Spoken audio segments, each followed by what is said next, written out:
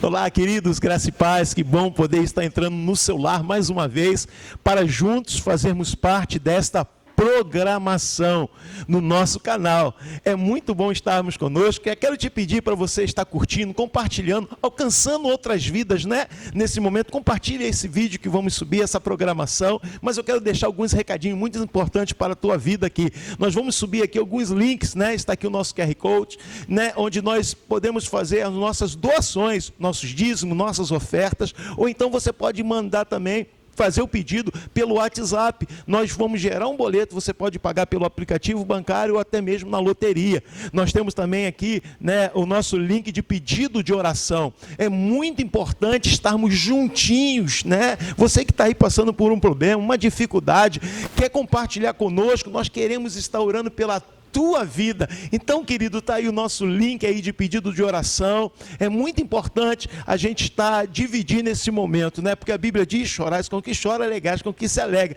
E também nós temos o link de testemunhos. É muito importante saber o que Deus tem feito por você e pela sua família, querido. É muito importante a gente estar recebendo o teu testemunho aqui, daquilo que Deus tem operado sobre a tua vida. Vamos para a nossa programação, que o Senhor te abençoe muitíssimo, em nome de Jesus. Olá, queridos, a paz do Senhor, tudo bom? Como é que você está? Muito obrigado por mais uma vez a gente poder entrar na sua casa, entrar na sua sala, estar aí junto com você e a sua família. Mas hoje vamos discorrer de Provérbios capítulo 14, na nossa escola bíblica dominical. Como a gente sempre faz, a gente tem caminhado capítulo a capítulo e Deus tem nos ensinado. Eu quero te convidar mais uma vez a você pegar o seu material de anotação, pegar a sua Bíblia, pegar o seu caderno, juntar os seus filhos, juntar a sua família e aprender daquilo que Deus quer falar conosco, amém? Antes de tudo, nós vamos orar, nós vamos agradecer a Deus pela tua vida, pela nossa vida, por tudo que Deus tem feito na nossa igreja, na nossa comunidade, amém? Por tudo que Deus tem feito na nossa família. São tempos difíceis que a gente está vivendo, mas Deus tem nos abençoado a cada dia. Então nós queremos agradecer a Deus por isso, amém? Feche seus olhos. Senhor Deus e amado Pai, muito obrigado, Senhor, por mais uma vez podermos estar de pé, estarmos com saúde e podermos, ó Pai amado, estarmos aprendendo da Tua Palavra. Obrigado pela oportunidade que o Senhor está nos dando, ó Pai, de aprendermos mais de Ti, de Te conhecer, ó Pai, de não somente ouvir falar do Senhor, mas de ter experiências, Senhor. Deus, nós temos tido experiências contigo dia após dia, Senhor, nesses tempos que temos vivido, Senhor. E Deus, eu quero te pedir que essa experiência, ó Pai amado, seja vivida por cada homem, por cada mulher, Senhor Deus, que tem aprendido da Tua Palavra, que tem se, ó Pai amado, se derramado, se deleitado em Ti, Senhor. Ah, Pai, que tem guardado a Tua Palavra no seu coração. Deus, dá-nos experiências contigo, através do aprendizado que temos contigo. Muito obrigado por tudo que o Senhor tem feito. Obrigado pelo que o Senhor vai ministrar ao nosso coração nesse dia. Muito obrigado por tudo. Em nome de Jesus, amém? E amém. Glória a Deus, amém? Então, nós vamos discorrer hoje sobre Provérbios capítulo 14, amém, querido? E eu queria começar com as considerações finais, com as considerações iniciais, perdão, amém? Com as considerações iniciais, começando pelo nosso pastor Adi, amém? A paz do Senhor. Domingo passado nós falávamos nas considerações sobre fazer com que a palavra do Senhor fosse uma bússola e nos direcionasse. Hoje a consideração inicial é apenas uma: que nada possa desvirtuar a nossa atenção daquilo que será ministrado, porque você perceberá que a palavra qual será ministrada é uma palavra atual. Afinal de contas, provérbios todos, eles são palavras parece que foram escritas nos nossos dias e para a nossa geração.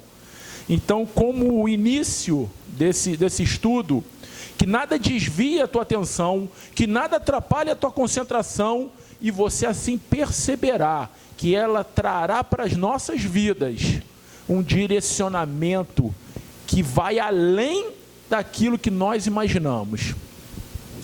A paz do Senhor para todos. Mais um banquete, né? Mais uma vez o Senhor nos convida a sentar à mesa para um banquete, né? E a palavra de Deus diz que eis que ele bate a porta. Se você abrir, ele entrará e ceará contigo, né? Então é hora de a gente abrir a porta do nosso coração para que esse ensino possa descer e ficar gravado nos nossos corações, porque esse é o nosso desejo, né? Que o ensino que vai ser ministrado, ele possa descer lá para o nosso coração e ficar guardado lá e a gente conseguir colocar em prática, porque se a gente conseguir colocar em prática, a gente vai ser sábio, vamos adquirir sabedoria, amém? Louvado seja Deus, graça e paz, queridos, que bom podermos estar reunidos, né, aqui para podermos compartilhar a palavra de Deus, né, e a palavra de Deus é boa, agradável e perfeita, e que possamos neste dia estar nos alimentando e compartilhando de tudo que o Senhor tem para nossas vidas, que seja um momento, né, de reflexão para a nossa vida, nesses provérbios de contraste, né, que a gente está aí, né, que vai até lá o capítulo 26 mais ou menos, né, e a gente vai ter muita coisa boa aí para a gente poder refletir e quem sabe, né, aprender para que possamos ter uma vida mais saudável na presença do Senhor. Que Deus nos abençoe neste dia. Eu acho que é de comum acordo que Provérbios tem mudado um pouco da nossa vida, né?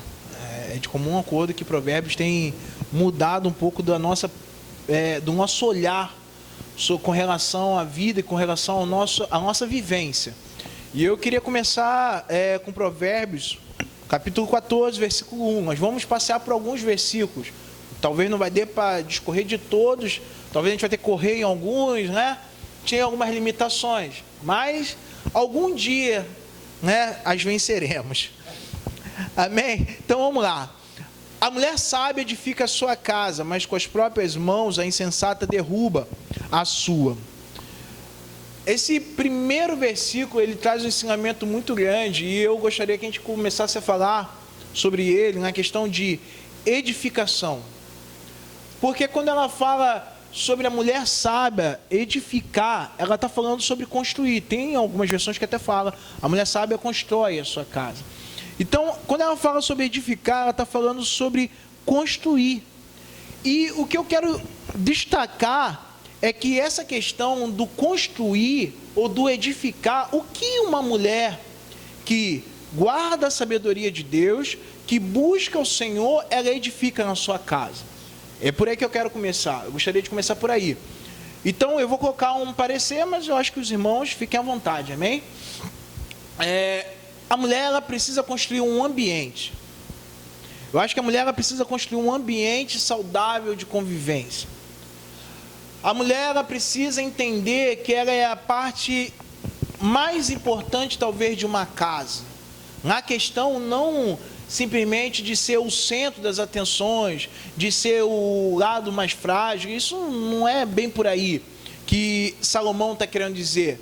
Mas quando ele fala sobre edificar e sobre construir, ele está dando uma responsabilidade muito grande à mulher. Uma responsabilidade que talvez nem todos enxerguem, talvez nem todos os maridos, nem todos os filhos, e talvez nem todas as mulheres enxerguem. É aquela coisa assim, qual é a minha responsabilidade dentro do meu lar? Salomão começa a dizer que a responsabilidade do lar, na parte da mulher, é de edificação. É muito interessante, né, que assim como Jesus, né, veio contrariando, né, o costume de uma época, Salomão ele contraria esse costume. Por quê? Porque a mulher nesse período não era muito valorizada. Então Salomão vai ressaltar isso, que embora o homem seja o sacerdote da casa, o papel da mulher é muito importante na construção da família, né? No lidar com seus filhos, na questão de organização da casa. Então o que acontece? Então Salomão ele ressalta a mulher aqui, né? A mulher, essa sua importância no contexto de toda a família. De quê? De que é a base de tudo. E se a gente for pegar referências bíblicas para isso, a gente pega o livro de Esté e a gente vai ver uma mulher sábia, né, que não só edificou a sua casa, né, quando se casou com o rei Assuero, né, mas como também livrou toda uma nação por sua sabedoria. né, por sua sabedoria. Então Salomão, ele aqui vai contrariar um costume da época, que não valorizava muito a mulher, né? E Salomão vai mostrar isso e vai acender uma luz desta importância que a mulher tem. E tudo hoje que a gente tem visto tem tentado desconstruir essa importância da mulher no lar, né? Na mulher no lar. Então, porque mulher, queridos, quando a gente entende essa verdade de Deus para a nossa vida, quando a gente entende, quando a mulher entende esse papel dela dentro do seu lar, né? Assim como o homem também entende o seu papel sacerdotal dentro do seu lar, a gente vive numa harmonia tão gostosa, que tudo que a gente constrói, a gente consegue colher fruto daquilo e a gente vive numa alegria completa. Eu acho que um dos princípios que a gente também precisa abordar para compreender o fato da importância dela é quando a gente é remetido lá para Gênesis.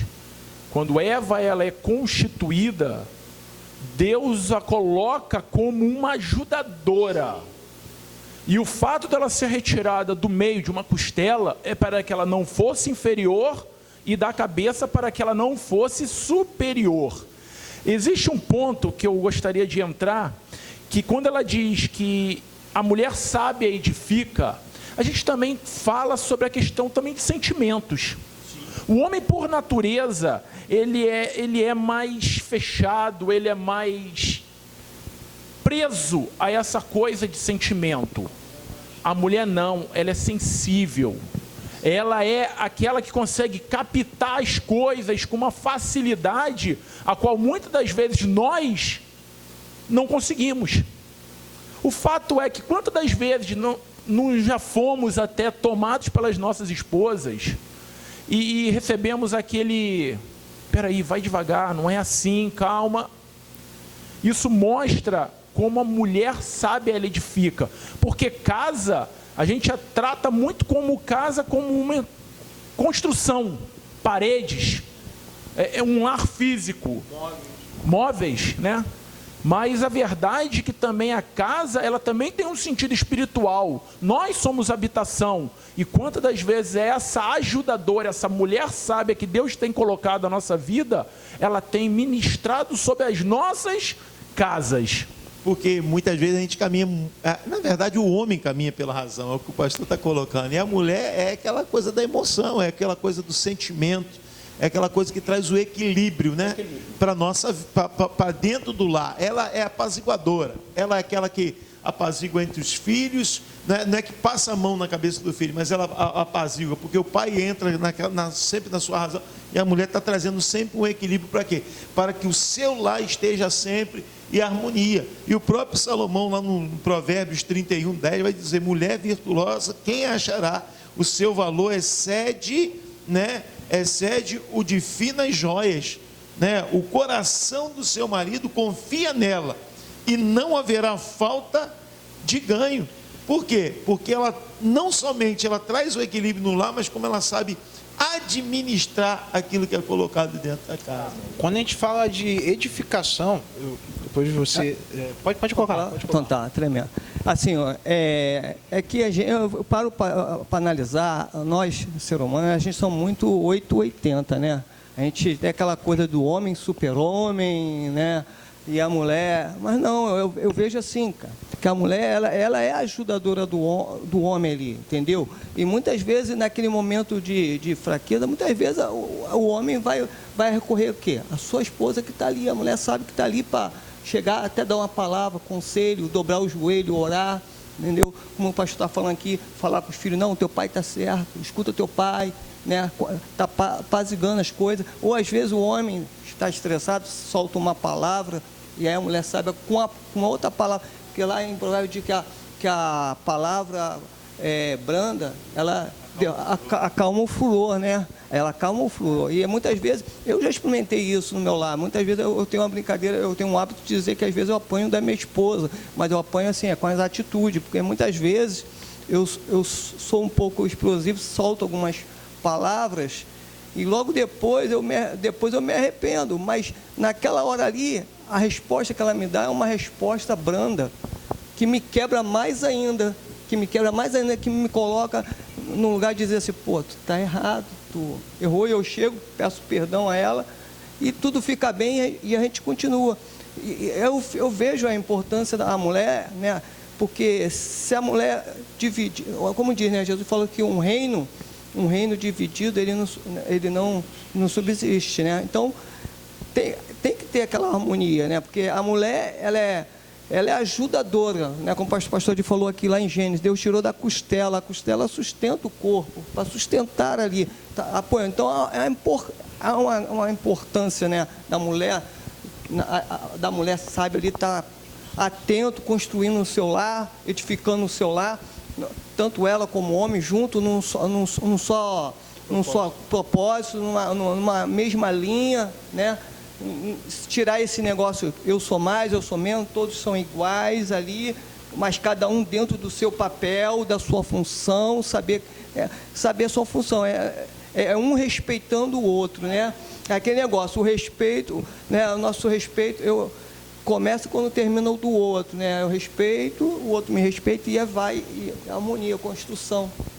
A mulher sábia, ela vai edificar a sua casa, e quando a gente fala de edificação, a gente fala de princípios, porque edificação, ela tem um princípio da edificação, ela tem a base. Quando a gente fala de princípios, a gente está falando de base. E quando a gente fala que a mulher sábia edifica a sua casa, eu quero ir além da questão do casamento. Eu acho que uma mulher sábia, ela pode edificar a sua casa antes mesmo de ser casada, porque ela se baseia nos princípios de Deus. E aí, quando ela começa, já na sua juventude, eu sempre falo isso com o pessoal aqui da rede, quando ela, na sua juventude, ela começa a se basear nos princípios de Deus, ela começa a se tornar uma mulher sábia. A partir dali, ela começa a construir já uma casa. Ela já começa a construir, ela já começa a edificar a sua casa. Por quê? Isso não vale só para a mulher, vale também para o homem. Também. A gente precisa ser sábio na construção do nosso lar. Mas se os dois começarem, desde a juventude, a observar os princípios da edificação de um lar em Deus, na sua base, tenha certeza que esse casamento ele tem mais de 80% de chance de dar certo. E é de ser um casamento e uma família com um ambiente saudável e seguro. Então, às vezes, a gente não pode esperar chegar em uma determinada situação para querer construir algo.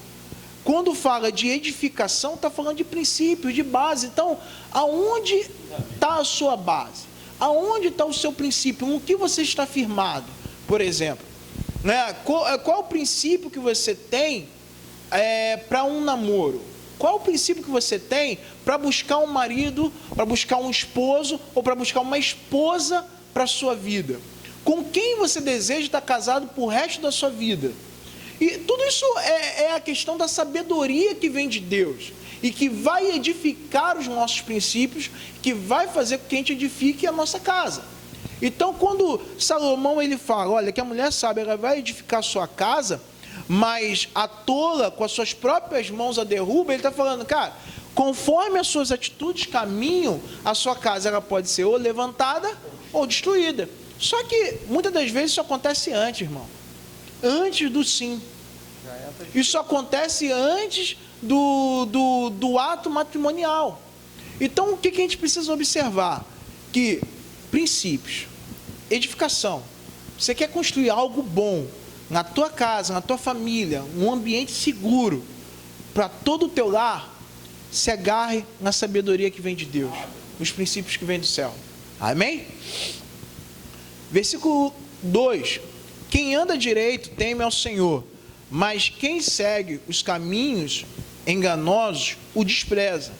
Aqui a gente pode fazer, como o pastor Alexandre falou, são provérbios de contraste, né? Então a gente pode separar temer ao Senhor e desprezar, que é o que está lá em Provérbios capítulo 1, versículo 7, que é onde vai dizer que o temor do Senhor é o princípio de toda a sabedoria. A gente não vai entrar talvez muito nisso, mas esse contraste, ele muda muito a nossa percepção sobre o que é temer ao Senhor.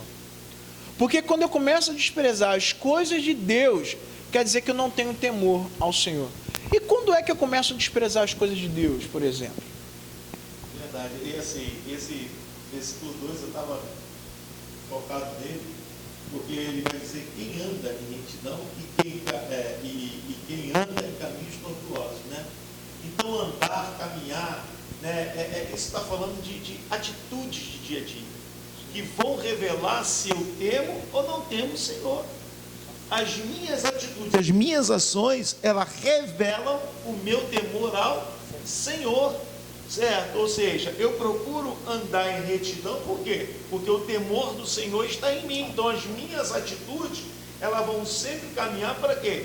De uma maneira, para tentar, de uma maneira correta. Embora a gente sabe das nossas imperfeições, mas a gente vai procurar fazer as coisas de uma forma correta, né? Andar de maneira reta, para quê? Porque o temor do Senhor está em nós, e isso revela. Então, o Salomão, quando coloca isso aqui, se despertou dentro de mim. Por quê? Porque as nossas ações, ela revela muito se nós tememos ou não tememos o Senhor, por si só.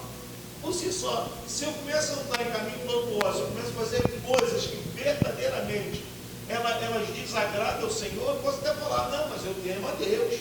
Quantas vezes a gente não falou isso, não é verdade? Mas você não teme. Quanta gente, não, você não teme, por quê? Porque você está andando em caminhos tortuosos, né? Hoje a gente vive uma situação política, né, que a gente vê aí de desvios, de tantas coisas, né, onde o nosso presidente, que ainda não nasceu de novo, tem mais atitude, talvez, correta do que a bancada evangélica que a gente tem lá dentro, né? Não generalizando tudo, né? E o cara fala assim, não, mas eu temo a Deus. E a gente acaba se decepcionando com tantas coisas que a gente está vendo aí. Por quê? Porque caminham de maneiras tortuosas, fazem coisas que verdadeiramente não apontam a sua, como posso colocar aqui, O seu temor. o seu temor, né? O seu temor ao Senhor. Então, isso aqui é muito interessante, não é só com os lábios, não é só com eu temo, mas as minhas atitudes, elas precisam caminhar para revelar isso. É engraçado que se você não teme, você despreza. É fato. Ele já deixa esse contraste bem. Sim. Então, se você não teme, você despreza. Como o pastor colocou, eu fiz uma pergunta e ele respondeu bem ali. Como eu desprezo o Senhor? Quando as minhas atitudes... Oi? Quando eu não temo a Ele. Quando as minhas atitudes são totalmente ao contrário daquilo que Ele deseja para a nossa vida. Então, se você não teme, você está desprezando. É certo. Eu queria pegar um gancho só poucas palavras, que diz assim que nós seremos conhecidos pelos frutos a qual nós iremos produzir. Verdade. Eu queria só chamar atenção para isso, porque o fato não será com os meus lábios que eu irei mostrar quem eu sou, mas será com as minhas ações que vão reconhecer quem de fato eu sou. E a verdade é essa, que se eu temo ao Senhor, eu vou ter zelo para que o nome dEle não seja manchado, não seja sujo, pelo contrário, o nome dEle seja honrado. O versículo 3, ele vai colocar assim: a conversa do insensato traz a vara para as suas costas, mas os lábios do sábio os protegem. Eu entendo que Salomão estava dizendo assim, olha, a conversa do insensato, o insensato é o louco, aquele que fala e não tem consciência do que está falando, aquele que diz e não tem consciência do que está colocando nas suas palavras. Eu entendo que a conversa do insensato é o falar demais, ou o falar impossível. Impossível. Por quê? A pessoa, quando ela é muito impossível, ela não pensa. Geralmente ela não pensa. Vem na cabeça, saiu. De repente foi. E o cara que fala demais também, para poder ganhar as pessoas pela sua fala, ele se compromete a muita coisa. Eu estou falando só de uma parte, né? Claro que o cara que fala demais tem muitas outras coisas. Conta mentira, fala muitas outras situações. Mas uma das situações que eu pensei muito comigo é que o cara que fala demais, ou ele se compromete demais naquilo que ele não pode cumprir, ou a pessoa muito impossível no que fala. Salomão está dizendo que esse tipo de pessoa está trazendo a própria vara. É como se você pegasse uma vara, cortasse e falasse assim: eu mesmo vou me castigar. O castigo é você que está se procurando. Com tudo isso. Os irmãos querem? Eu gostaria só de acrescentar algo que, assim, existe uma frase, ela circula muito pelas redes sociais, que diz assim: nunca prometa nada, ou quando se está muito alegre, ou quando se está com muita raiva. Porque muito alegre, a euforia toma-se conta e a gente penhora uma coisa que muitas das vezes não vamos fazer. E quando estamos, talvez, com um sentimento de raiva, nós falaremos coisas que com a cabeça fria, nós certamente não faríamos. E eu quero chamar a atenção para isso porque, quando o insensato ele fala muito, ele já demonstra que ele é uma pessoa que não está passiva de cautela, não está passiva de compreensão, ou melhor, até de reflexão. E diz um ditado que se fala que boca fechada não se entra mosca. Onde Salomão vai falar que é melhor estar, né? É melhor estar em uma casa lutada do que numa festa, né? Do que num banquete, porque muitas vezes nesse ambiente de alegria, a gente fala muita coisa que não devia.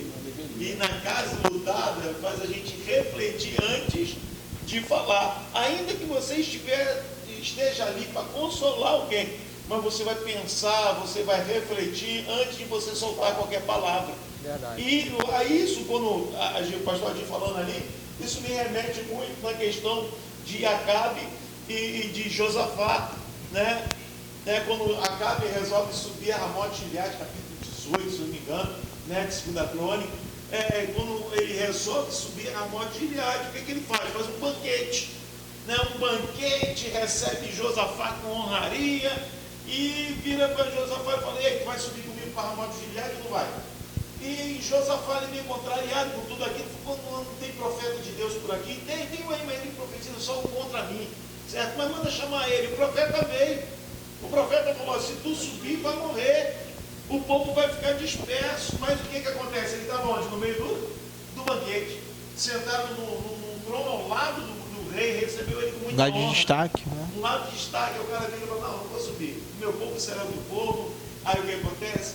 Deus vai corrigi-lo, né? Deus vai corrigi-lo lá na frente. Por quê? Porque tomou uma atitude precipitada. Então cuidado, irmão, com as atitudes precipitadas, cuidado com falar demais, cuidado com o prometer além daquilo que você pode cumprir. Amém? Você está trazendo um castigo para a sua própria vida. Quero avançar lá no versículo 5, tá? O versículo 4 vai dizer: onde não há bois, o celeiro fica vazio, mas da força do boi vem a grande colheita.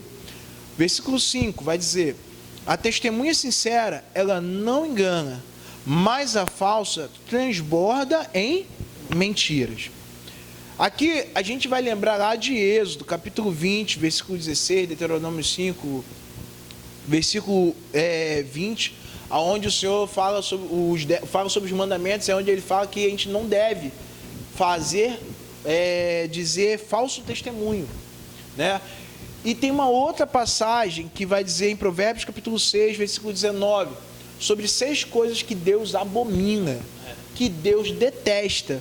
E a 6ª coisa que Deus abomina é a pessoa que fala engano, a pessoa que não é sincera, a pessoa que usa de mentira. Isso é muito normal nos dias de hoje, porque a maioria das pessoas nos nossos dias, elas precisam estar em vantagem. E bem na verdade, estar em vantagem não quer dizer que você tenha para estar em vantagem, mas você precisa contar para os outros que você tem. É o falar enganoso. Então, como eu consigo um status, como eu consigo algo, nós falamos até sobre isso semana passada. Como eu consigo algo hoje? A forma mais fácil de eu conquistar algo hoje é com falar enganoso. E principalmente quando eu me sobrepondo sobre alguém com algo enganoso. Por exemplo, eu sou amigo do Paulo e quero que o Paulo, junto comigo, faça uma grande sociedade, viva ali, crie um grande negócio. Só que ele também tem um negócio com o pastor Alexandre. O que eu faço? Olha, cara, esse cara aqui, olha, ele não paga as contas, tudo falso. E eu começo a tecer um relacionamento na falsidade. Para quê? Para que o Paulo me ajude a se sobrepor ao pastor Alexandre. E muitas vezes também assim, né? Nem chegando e falando assim, ó, porque o cara tem, às vezes o cara chega e fala assim, cara, o cara não está te dando as oportunidades que você merecia. O falso elogio. O falso elogio. Verdade. Eu posso te levar muito mais além, a gente pode ter muito mais sucesso. E o cara começa a acreditar naquilo, na verdade, porque é o que muito acontece, né? A gente vê muito isso acontecendo em todos esses ambientes. Estavam criando promessas falsas, né? De mentiras, né? Por quê? Porque eles querem alcançar alguma coisa a partir daquilo ali. Né? E, infelizmente, isso tem sido assim, se multiplicado nos últimos dias. As pessoas têm vivido muito de maquiagem, né? Não de uma verdade. Essa síndrome, ela se é bem vista em Gênesis capítulo 3. Quando justamente, você não queria ser igual a Deus? É fácil, é simples. Eu vou te dar a oportunidade de você ser igual a Deus. E a gente observa isso acontecer nos nossos dias. E a gente tem a convicção, ou melhor, a impressão de que nós estamos vendo esse mesmo cenário sendo reproduzido nos nossos dias. Você olha, você vê e você recebe as propostas. E muitas das vezes a gente negocia algo que a gente não tem a mínima ideia do que estamos negociando. Verdade. Aí eu remeto para o mesmo livro de Gênesis, aonde se vai falar da venda da primogenitura, que era quando Esaú, ele simplesmente negocia com Jacó. De que me servirá a primogenitura se eu morrer? Só que a gente se esquece. E se eu não morrer? Abrir mão de uma coisa preciosa. Ou melhor, mesmo que eu morra, vale a pena abrir mão daquilo que Deus tem investido em nossas vidas? Muitas vezes essa falsa testemunha, né? essa mentira, testemunha falsa, ela vem de uma maneira que, assim, aos olhos da pessoa em si, parece até que é atrativo, bom, a pessoa que me fala. E isso que me remeteu agora, me levou lá a Pedro, falando para Jesus, mestre, se necessário for, vou morrer no teu lugar. Irmão, para analisar. Às vezes a gente passa por cima desse texto e a gente olha muito superficial. A cruz, o cara quer passar por mim, esse cara é o cara mesmo. Mas quem está usando a boca do Pedro ali? Naquele momento, né? Que eu até usamos na semana passada, eu falei isso. Naquele momento de fraqueza de Pedro, quem não usou a boca de Pedro? Satanás. Jesus virou e falou assim, para trás de mim, Satanás. Para trás de mim, Satanás. Porque muitas vezes essa testemunha falsa, ela vem para nos tirar do propósito de Deus na nossa vida. E a gente sabe que o propósito de Deus na nossa vida, muitas vezes, ele é meio doloroso, né? Mas não porque Deus é mau, não porque Deus é ruim, não porque Deus quer me ver sofrer, mas porque Deus quer me preparar para coisas maiores, além. É como o recruta entra dentro do quartel, ele rala para quê? Para que ele possa estar apto para servir a sua pátria. Sem monopolizar o tempo, é só para a gente trazer à memória o que diz lá nos evangelhos: ficai em Jerusalém, até que do alto sejais vestidos. O problema é que a gente quer além daquilo que nesse momento a gente precisa. Não, é porque, como o pastor Alexandre falou, mexe com ego, né? Mexe com ego. Se eu quero te ganhar, qual é a melhor forma de eu ganhar você para mim? E assim, a gente tem que abrir isso. A gente está falando para um povo de Deus, um povo que está estudando a palavra. Irmão, isso acontece muito no nosso meio. E a gente tem que ter cuidado, sabe? A gente tem que ter cuidado. Você que é um jovem pregador, você que é um jovem cantor na sua igreja, no seu ministério, um jovem músico, irmão, sirva a Deus com toda a alegria que você tem no seu coração, entendendo que o Senhor é o dono da obra. Quando você começar a ouvir muito assim, olha, poxa, você canta tão bem, não te dão tanta oportunidade.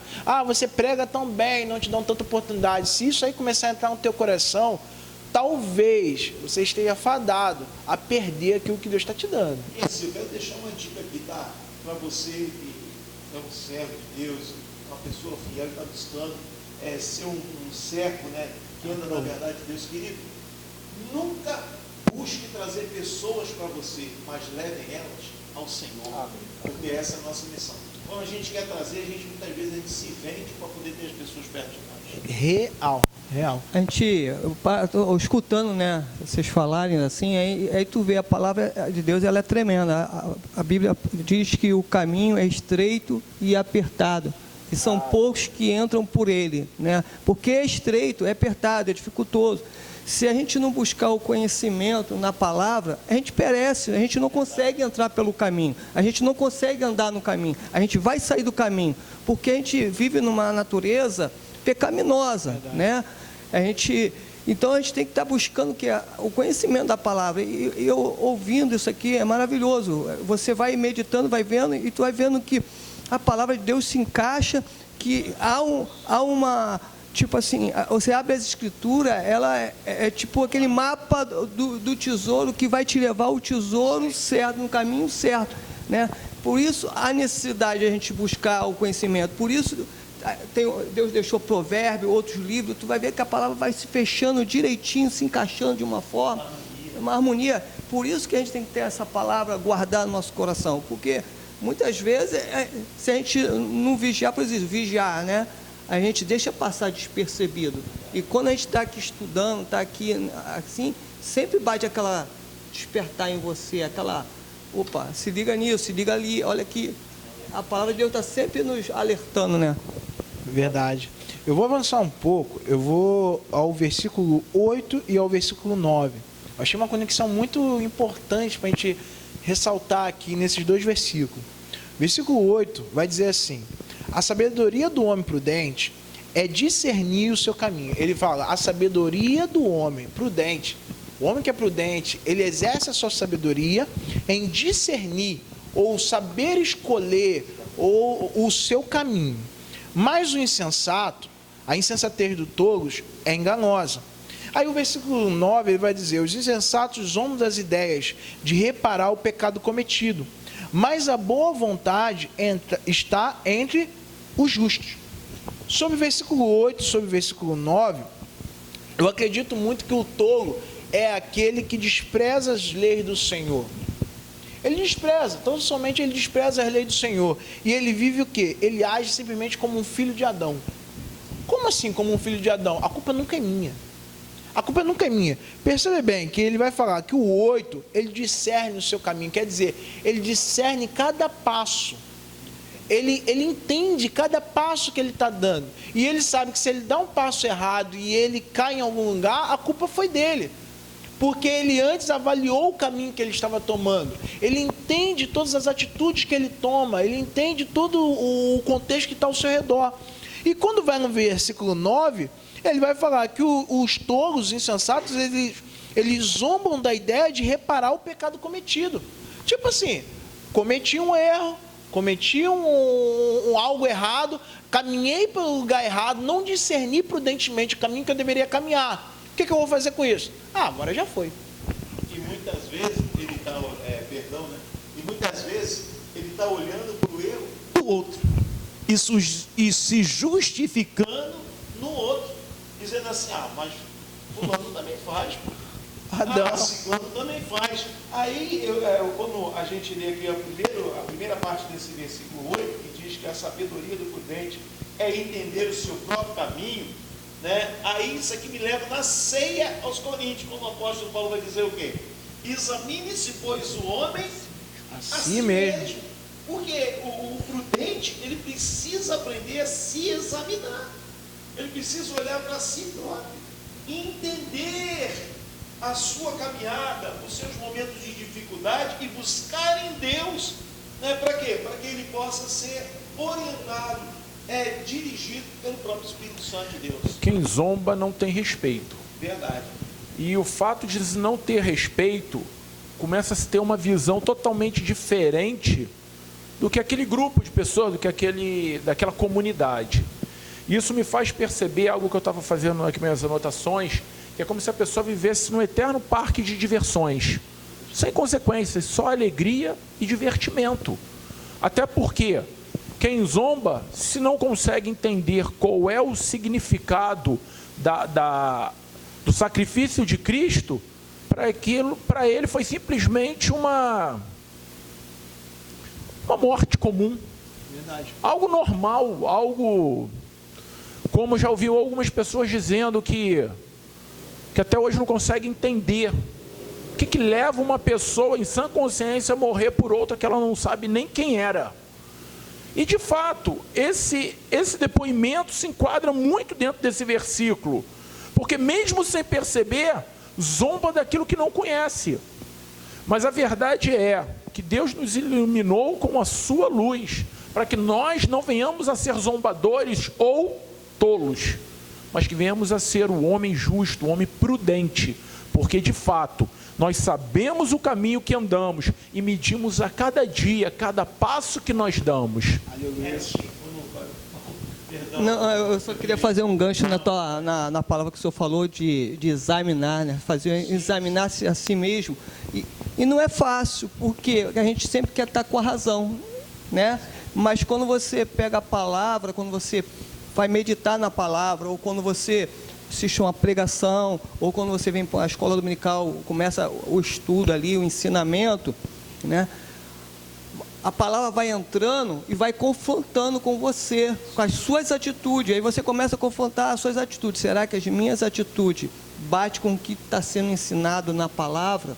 Né? E aí você consegue ver que você está errado em coisas, que você precisa consertar algumas coisas na sua vida, porque pela nossa natureza humana pecaminosa, a gente vai achar sempre que a gente estamos certo, e o outro que está errado. A culpa é sempre do outro, porque é muito mais fácil falar que a culpa é do outro, do que você chegar e falar, não, eu errei, não, a culpa é minha.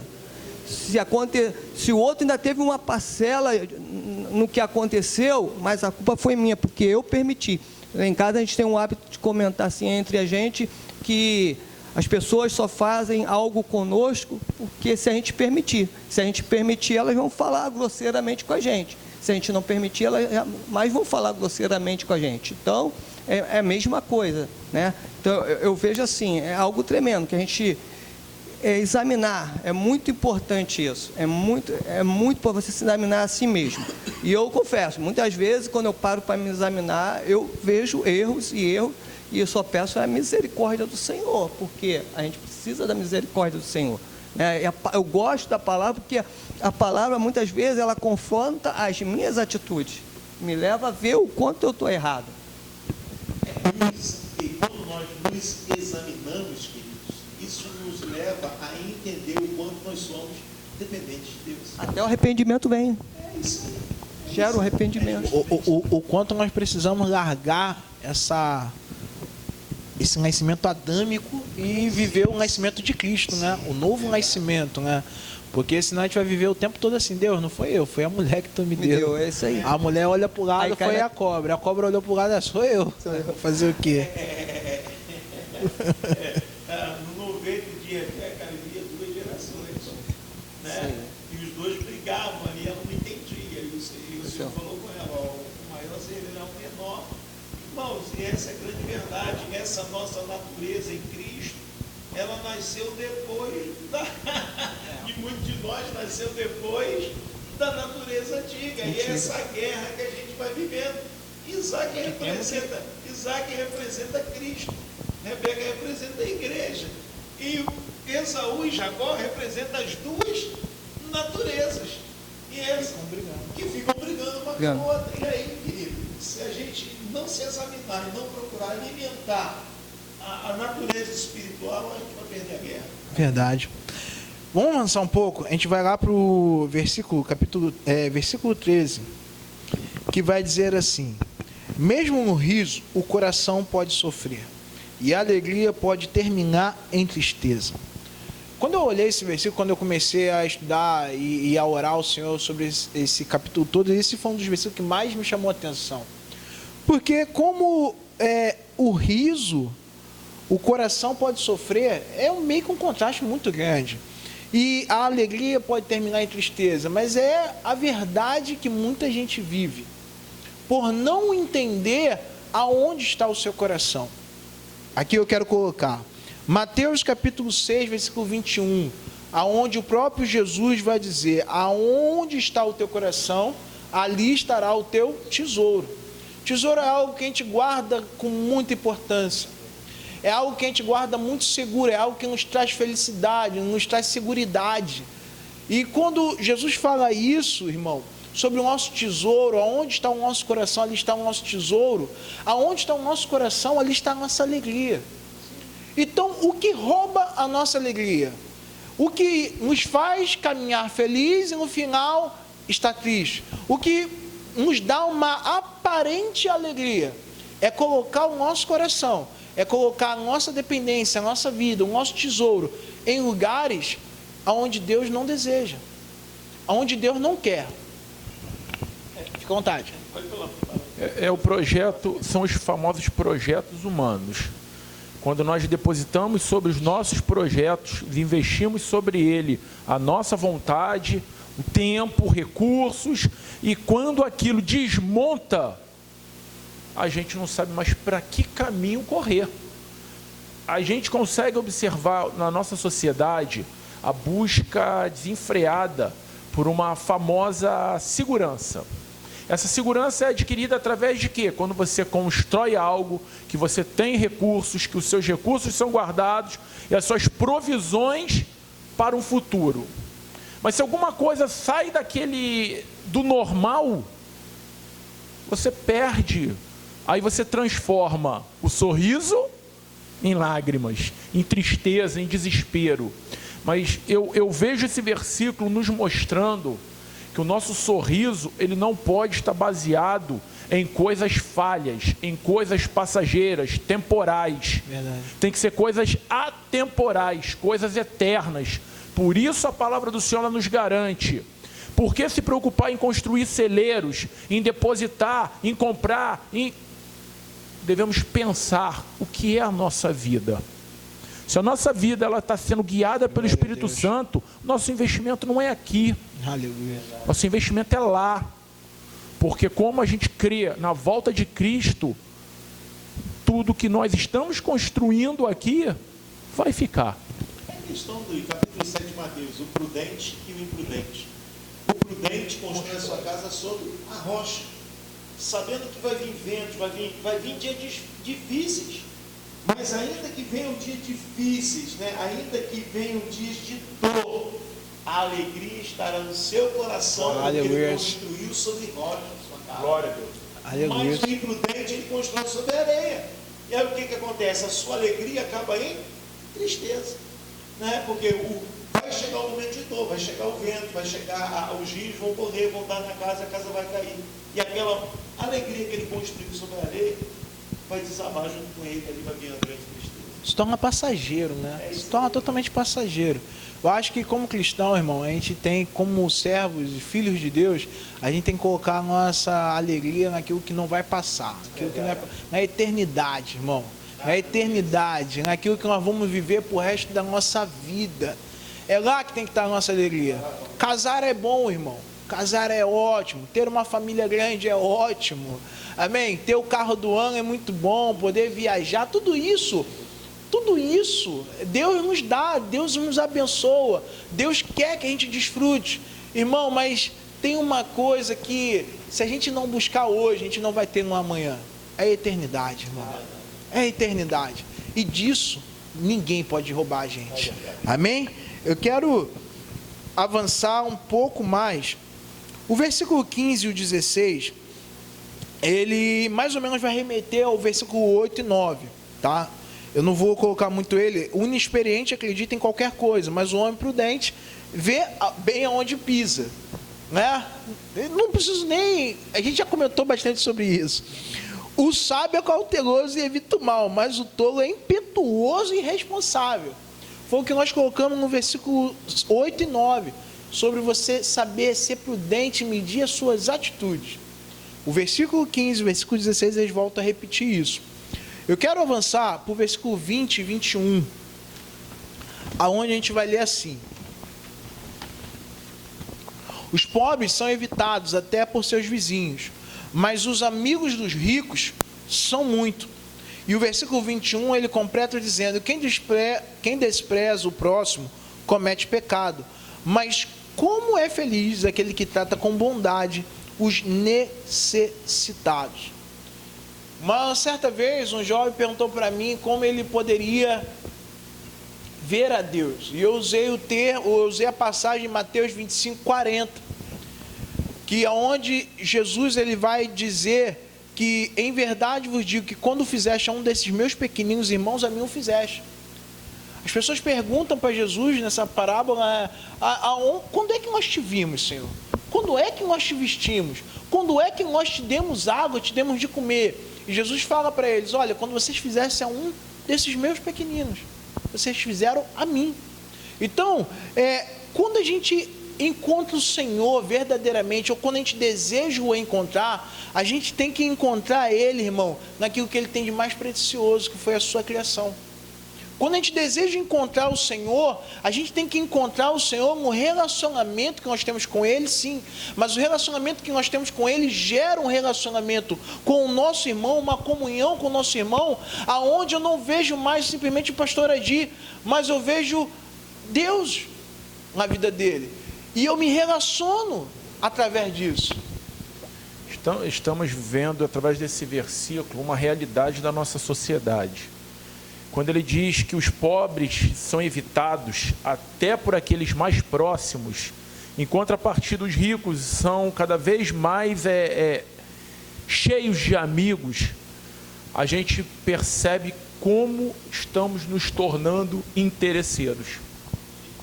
A sociedade ela começa a visualizar da seguinte maneira: o que o pobre pode me oferecer? Nada, então ele não me serve. Verdade. Se o rico, eu deduzo que ele tem, então ele é um potencial investidor, ele é um potencial supridor de uma necessidade. Então é dele que eu vou me associar. Só que o mais interessante é que isso vai contra tudo aquilo que Cristo fez. Isso, é verdade. A palavra ela mostra que Cristo, quando ele entrava nas cidades, geralmente os mais pobres que o procurava. É claro que a Bíblia também nos mostra pessoas de poder aquisitivo se aproximando, claro, mas a grande massa, porque eram os perseguidos, eram os humilhados, eram os esquecidos, esses faziam parte. E isso me remete a um outro cenário. Davi, quando está fugindo, quando Davi ele transformou um exército de homens renegados, homens desprezados, homens que não serviam para nada, e foi, como já dito em algumas oportunidades, o exército mais poderoso que essa terra já viu. Verdade. Foram homens a qual Davi simplesmente pensou: como eu gostaria de tomar aquela água. Saíram, entraram na cidade, fizeram o que tinha para fazer para trazer água. É o mais curioso. Então perceba que a gente precisa abrir um alerta no meio da nossa sociedade. A gente precisa abrir um alerta, porque nós devemos, a questão associar, ela não pode ser feita por aqueles que têm ou não. Todos são vistos por Deus de igual forma. A base do Evangelho é que a gente não constrói para nós, a gente constrói para o outro. Verdade. Né? Nós estamos ministrando no domingo aqui, João Batista, ele vem preparar o caminho. E o que ele aponta? Aleluia. Né? Ele está ali nas circunvizinhanças do Jordão, onde a população mais pobre vivia. E as multidões iam ter com ele, pessoas pobres. E ele virava e eles perguntaram, capítulo 3 do livro de Lucas, né? Versículo 10 ao versículo 14. Então a multidão perguntaram a João: o que é que devemos fazer? A multidão, pessoas simples, comuns. Né? E para fazer isso pelo próximo, para fazer alguma coisa pelo próximo, você não precisa ter muito. E o maior problema, a gente vive dois extremos. É que a gente se é pobre, então eu vou ser uma vítima. eu preciso de alguém para me ajudar. Não, eu tenho para dar. E João Batista, ele começa dizendo, por isso que eu falo que é básico. O que a gente constrói é a base do evangelho para outros, não é para nós. Aí João Batista vai dizer para a multidão assim, a multidão diz, o que é que devemos fazer? E ele vai responder, quem tiver 2 túnicas, reparte com quem não tem. E quem tiver comida, faça o mesmo. O cara é empurrado, irmão. Mas ele tem 2 túnicas, ele precisa das 2. Ele só tem tinha um amigo meu que trabalhava comigo, para que eu vou ter 2 roupas, só tem um corpo. Ele brincava sempre assim com a gente, né? Mas o que o João Batista está dizendo não é porque eu sou pobre que eu não tenho para dividir com o meu próximo. Aí vem os publicanos, que é uma classe mais alta, e pergunta a João Batista, e nós, como a gente faz? Ele diz assim, olha, que vocês, ele vai, mestre, que devemos fazer? Ele vai dizer assim, que vocês não cobrem além do que é estipulado, seja honesto. E chega ali os guardas, os policiais, os soldados daquela época, e fala assim, nós, o que a gente vai fazer? Aí ele vira para eles e diz assim, não sejam prepotentes, não façam denúncias falsas e contentes com o seu salário. E se a gente parar para analisar, irmão, é queda hoje, é corrupção. O cara se torna prepotente, o cara começa a fazer denúncias falsas, a criar as coisas que não são verdadeiras e não estão contentes com o seu salário e acabam caindo aonde? Em corrupção. Então, a base do Evangelho é que nós não venhamos trabalhar para nós mesmos, mas que a gente entenda, independente da nossa condição financeira, irmão, que nós fomos gerados por Deus para atender a vida do nosso próximo. Glória a Deus. Aleluia. Faz me lembrar a passagem do jovem rico, né? Ele teve uma grande oportunidade de seguir a Jesus, de estar ali com Jesus, ser um discípulo de Jesus, né? Jesus fala para ele, ele falou que, sabia, cumpria tudo. Mas Jesus o amou, diz que Jesus o amou, e Jesus nos ama. E ele olha para dentro de nós e fala assim, abre mão disso aí, só isso, abre a mão e me siga, e terão um tesouro no céu. E aquele jovem estava preso à riqueza, às coisas que ele tinha, né? As coisas que ele tinha impediu de ele ter uma intimidade com Deus, conhecer, ver sinais e maravilhas que Jesus, né? De no dia lá do Pentecostes, de ser batizado lá, receber o Espírito Santo, né? De ter uma história escrita, diferente, né? Mais aprazível, né? A escolha está aí. A escolha está aí. Eu quero linkar esses 2 versículos que a gente está falando de comunhão, de fazer pelo outro, de se propor a essa comunhão, essa unidade, de não desprezar, de amar, de encontrar Cristo nas outras pessoas, com o versículo 26. Porque o versículo 26 ele vai dizer assim, aquele que teme ao Senhor possui uma fortaleza segura, refúgio para os seus filhos. Eu posso destacar que o temor do Senhor, ele é geracional, irmão. O temor ao Senhor, ele é geracional. É um legado construído que não se perde. Amém? É um legado construído que não se perde. Por isso que Provérbios também vai dizer, instrui o menino no caminho que ele deve andar, para que quando ele cresça, ele não venha se desviar dele. Se você teme ao Senhor, você gera isso. Quando a gente fala geracional, a gente está falando de gerar na vida de alguém. Então, quando eu que sou pai, ou quando eu que sou líder, ou quando eu que sou cristão, eu temo ao Senhor, eu gero na vida de outras pessoas esse mesmo temor. Por que a gente não consegue ver tantas pessoas ao nosso redor, vou dizer assim, de mundão mesmo aí, obedientes a pais, obedientes a autoridades, insubmissos, preguiçosos? Por quê? Porque na vida deles não foram gerados princípios. Então, como a gente muda o nosso mundo? Como a gente transforma o nosso mundo? Como a gente se manifesta como filho de Deus, como diz Romanos, capítulo 8, versículo 19.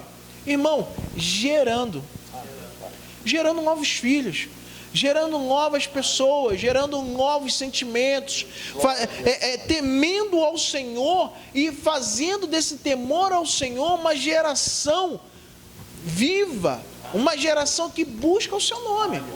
Então Então, por isso que Salomão vai dizer, cara, se você teme ao Senhor, você está numa fortaleza segura. E essa fortaleza, ela também vai servir para os seus filhos. Vai servir para os seus filhos. Vamos para o versículo 30, a gente já está avançando, amém? Já para o nosso final. Diz assim, o coração em paz dá vida ao corpo, mas a inveja apodrece os ossos. Engraçado que hoje pela manhã eu estava conversando sobre isso com uma amiga minha, que eu já não via há muitos anos. Ela me contou sobre algo que aconteceu na vida dela, muito bom, e eu me alegrei muito. Eu falei, olha que bom, que maravilhoso, não sei o quê. E ela falou assim, poxa, Daniel, muito obrigado, você está feliz por mim. Eu falei, cara, é o que a Bíblia diz. A Bíblia vai dizer que a gente tem que se alegrar com os que se alegram, chorar com os que choram. Às vezes, irmão, é fácil chorar com os que choram. Se alegrar causa inveja. Por que o pastor comprou um carro novo? Irmão, glória a Deus, porque o nosso pastor comprou um carro novo. O pastor comprou uma casa nova. Glória a Deus, porque ele comprou uma casa nova. O pastor fez uma ótima viagem. Glória a Deus, porque ele fez uma ótima viagem. Irmão, isso é motivo de alegria minha, motivo de alegria do irmão. Isso não é motivo de eu amanhã falar para minha esposa assim, olha, sabe, eu estava pensando aqui, a gente tem que apertar um pouco e fazer uma viagem. Irmão, deixa eu te falar, muita viagem está nascendo do que a gente vê no Instagram e no Facebook das outras pessoas. Não está nascendo da necessidade de descansar. Muita viagem está nascendo do que a gente vê na TV, do que a gente vê na vida dos famosos, e não está nascendo da necessidade de comunhão a dois. Você me perdoe pelo comentário. Está perdoado.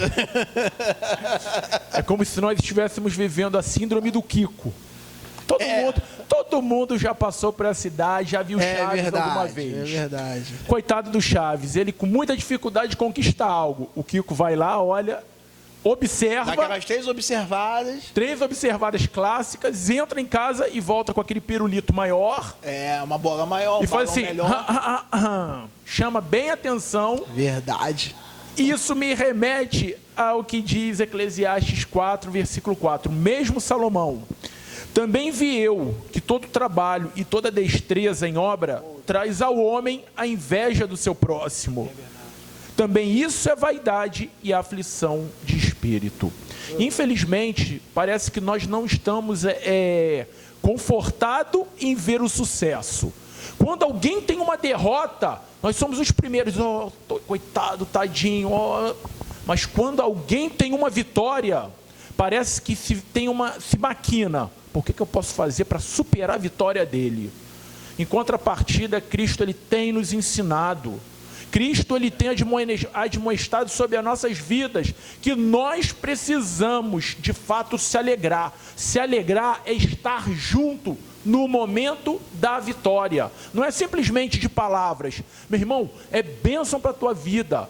Hoje quase não se vê mais. Quando alguém tem uma vitória, peraí, meu irmão, vou orar para que Deus continue ministrando sobre a tua vida. Verdade. A gente simplesmente, tá bom, legal, graças a Deus. A gente precisa reproduzir Cristo nas nossas ações. Com desânimo. É interessantíssimo isso, irmão. Que quando a pessoa está lá sofrendo, está lá se convalescendo, né, na sua dificuldade. Meu irmão, coisa e tal. Vamos lá, todo mundo está perto. Mas, irmão, para analisar. Quantas vezes a gente não tenta promover algo na vida do nosso próximo, mesmo que ele não esteja precisando, mas para que aquilo o estimule?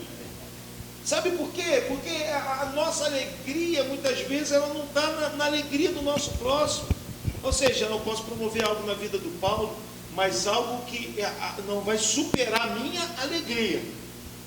Então, eu ainda tenho que estar no controle da situação. Sabe, irmãos, isso é muito complexo. Sabe? E se a gente pegar o texto lá do livro de aleluias, de Atos dos Apóstolos, a Bíblia vai dizer que eles tinham tudo em comum, irmão. O cara tinha 2 casas, velho. O cara dava uma para ficar com uma. Por quê? Porque o meu irmão não vai ficar sem casa. Essa era a ideia. Isso é evangelho, cara. Tu tá me entendendo?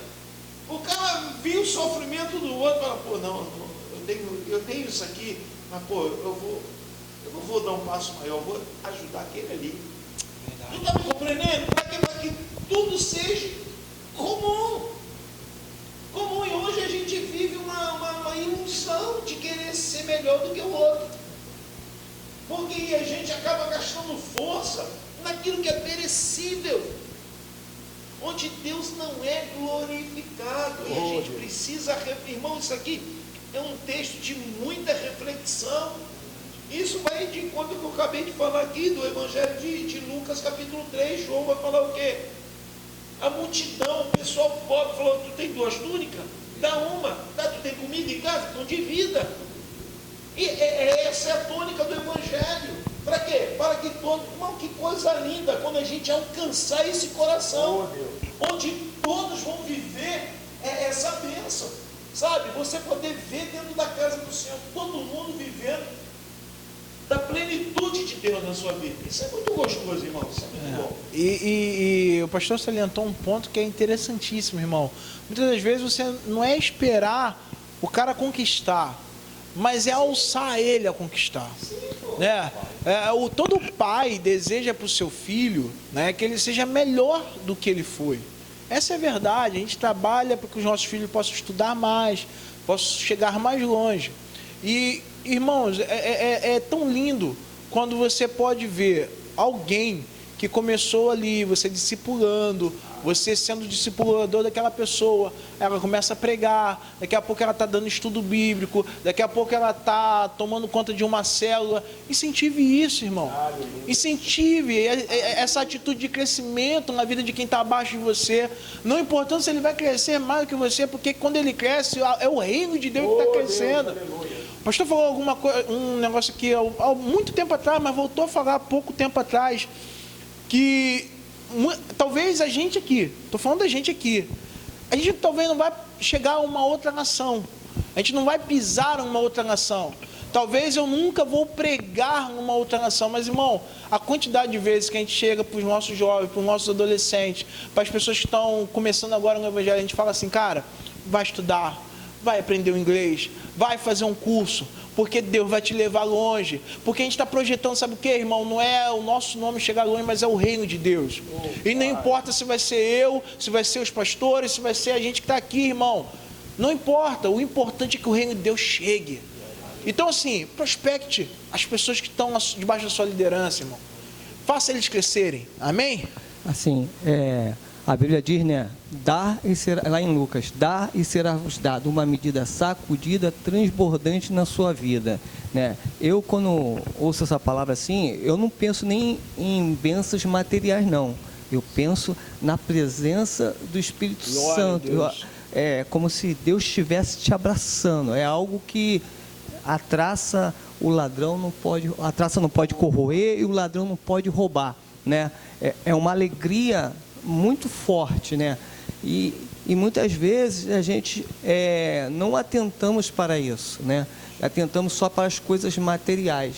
Como o pastor estava falando ali, investir em alguém, como o Daniel está falando, né? Investir em alguém, e você vê aquela pessoa crescer, tu vê aquela pessoa desenvolver, né? Você gerar vida naquela pessoa ali, né? Ainda que as pessoas não acreditem, ou até que ela mesma não acredite, e você investir.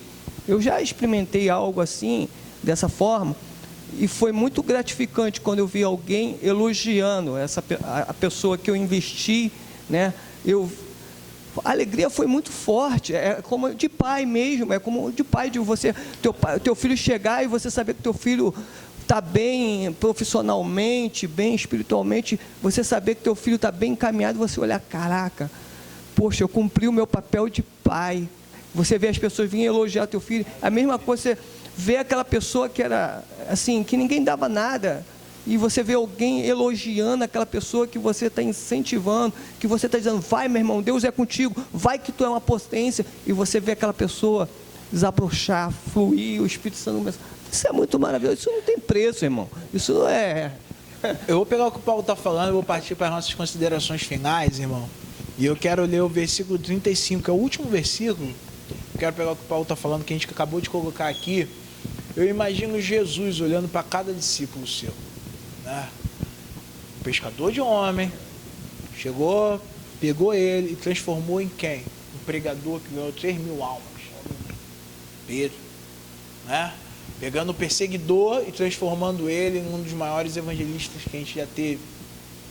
Eu imagino o Senhor olhando para cada um deles, assim como Paulo falou, olhando para cada um deles e falando assim, que bom que eu investi nessa vida, uma vida que ninguém dava nada.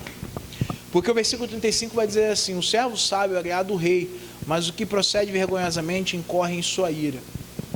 E para exemplificar esse versículo, sobre a questão do servo sábio agradar o seu rei, eu quero ler contigo 2 Timóteo, capítulo 2, versículo 3 e 5, que aonde Paulo está ensinando o seu discípulo, está ensinando o jovem pastor Timóteo, aonde ele vai dizer assim, Timóteo, tu porém, sofre as aflições. Cara, sofra as aflições. Se é o que Deus quer para a tua vida, sofra as aflições, mas como um bom soldado de Cristo. Ninguém que milita se embaraça com os negócios dessa vida, a fim de agradar aquele que o alistou para a guerra. Cara, se Deus te colocou para militar uma guerra, se Deus te colocou para lutar uma guerra, se Ele te chamou como Ele chamou os discípulos, larga o barco, larga a rede, larga tudo, irmão. Ele é fiel na sua vida. E se alguém também milita, e não milita legitimamente, não é coroado. Então o que Paulo está dizendo para ele? Você quer agradar o seu rei? Como o provérbio está dizendo, milite de verdade, viva de verdade aquilo que Deus está te chamando, viva de verdade aquilo que Deus está te chamando. Entende, irmão? É uma alegria no céu quando um pecador se arrepende, nós sabemos disso, mas eu também posso contemplar a alegria do Senhor quando um filho seu começa a andar pelo caminho que ele deseja. A alegria do Senhor quando ele vê alguém evangelizando e ganhando uma alma para Cristo, e ele não para só em ganhar, ele não se contenta quando aquela mão se levanta, ele quer ver descer a água do batismo, ele quer descer a ver o primeiro batismo com o Espírito Santo, ele quer descer a ver a primeira oração em línguas, ele quer ir mais a fundo com aquela pessoa, chama para vigília, chama para oração, chama para leitura bíblica, daqui a pouco ele está vendo ele dar aula de escola bíblica dominical e está avançando, investimento, irmão. Eu imagino como Deus está alegre quando você investe na vida de alguém, porque Ele investiu tudo que Ele tinha na nossa vida. Então está na hora da gente investir, está na hora da gente militar legitimamente, amém? E essa é a minha consideração final para você nessa noite. Nesse dia eu quero deixar os nossos irmãos à vontade para darem as suas considerações também, amém? Só queria recitar o que diz Isaías capítulo 1, versículo 19. Se quiserdes e ouvirdes, comereis o bem desta terra. Que Deus te abençoe em nome de Jesus. Bem, mais um banquete. Vou sempre repetir talvez essa palavra de banquete, porque é banquete, né? E que você possa fazer diferente daquele jovem rico, né? Porque você tem recebido a palavra, você e eu estamos como aquele jovem rico. Conhecemos, né? Temos ciência, fazemos algumas coisas que a palavra nos ensina, nos orienta, mas com certeza há algo que nós precisamos deixar para trás, né? Que eu, você, possamos deixar aquilo que Deus tem falado no nosso coração, que é para deixar para trás. E você vai ver alegria no seu coração. Amém? Como diz o apóstolo Paulo, né, lá no capítulo 2 de Filipenses, versículo 5, ele diz assim: tenhais em vós o mesmo sentimento que houve em Cristo Jesus, que não teve por usurpação o ser igual a Deus. Sabe o que acontece? Aleluia. Não se promoveu, mas promoveu o reino. Glória a Deus. Possamos promover o reino do Pai em nome de Jesus. E que Deus te abençoe, amém? Continue conosco, continue estudando e buscando ao Senhor, porque Ele é a nossa sabedoria, Ele é a nossa vida, em nome de Jesus, amém?